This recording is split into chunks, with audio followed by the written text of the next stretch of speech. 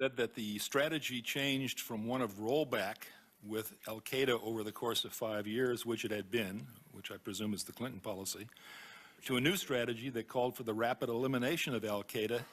That is, in fact, the timeline. Is that correct? It is, but it requires a bit of elaboration.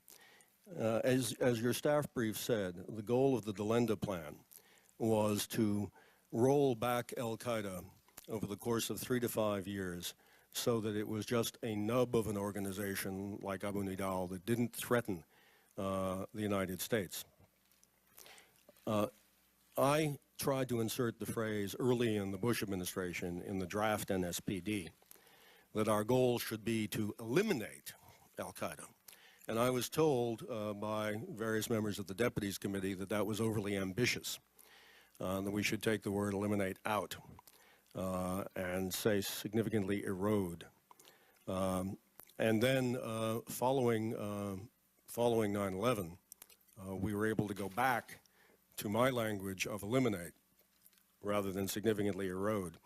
And so the version of the National Security Presidential Decision Directive that President Bush finally got to see after 9/11 had my original language of eliminate, not the interim language of erode. Former Congressman Lee Hamilton placed first on his list of reforms, setting to clear priorities for the intelligence community. Because demand for intelligence by policymakers have been insatiable, the congressman argued that the intelligence community has become demand-driven. There are simply too many intelligence targets, products, and consumers. Since the end of the Cold War, there have not been a clear set of priorities within the intelligence community, and consequently, there have not been an ordered allocation of resources. In addition, former Congressman Lee Hamilton noted that generally responsibility has been on the consumer of the intelligence in both the legislative and the executive branches is set forward in some orderly manner the priorities. And he called on the National Security Council to provide guidelines for long-term strategic planning. The two most important priorities he urged should be combating and preventing terrorism and to preventing a proliferation of weapons of mass destruction. Senator Warren Rudman brought to the Joint Inquiry's attention a 1996 recommendation of the Aspen-Brown Commission on Roles and Capabilities of the United States Intelligence Community, a distinguished group of Americans who spend a lot of time looking in advance of 9/11 at precisely the things that the Joint Inquiry is looking at post 9/11.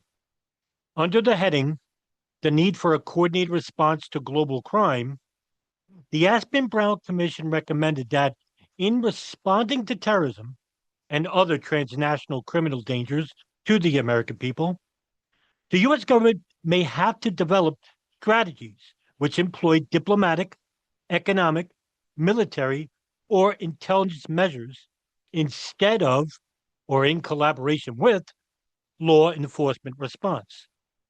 This made it essential that there be overall direction and coordination of the U.S. response to global crime.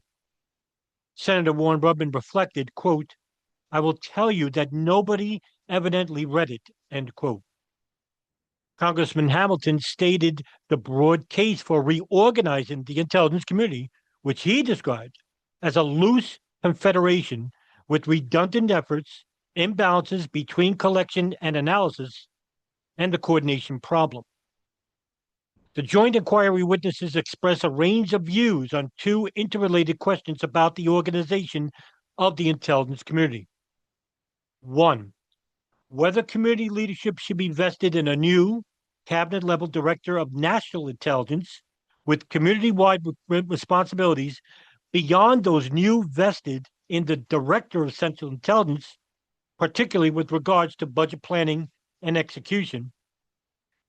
Two, whether the double hating by which the director of central intelligence is also the director of the Central Intelligence Agency should be ended so that the director of national intelligence becomes the president's principal intelligence advisor with authority to lead the community while a separate director oversees the CIA.